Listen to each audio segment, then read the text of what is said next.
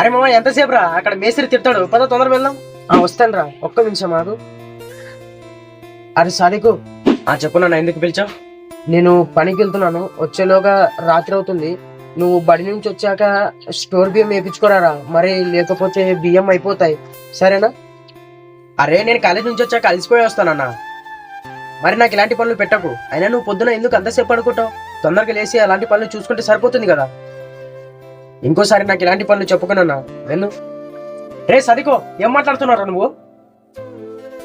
రే నువ్వు ఆగరా, రే నువ్వు ఊరుకోరా, నీకేం తెలియదు. ఏమన్నావురా నువ్వు ఇప్పుడు? కాలేజ్ పోయి వచ్చాక అలసిపోతావా? మరి పొద్దున్న నుంచి సాయంత్రం దాకా ఎండలో కష్టపడతాడు కదా మీ నాన్న, వాడెంత అలసిపోవాలరా చెప్పు. ఇంకో మాట ఏమో చెప్పావు, ఎందుకు పొద్దున పూట అంతసేపు పడుకున్నావు అని కదా. ఒళ్ళు నొప్పులతో 1 గంట సేపు పడుకుంటే నువ్వు ఇన్ని మాటలు అంటున్నావు.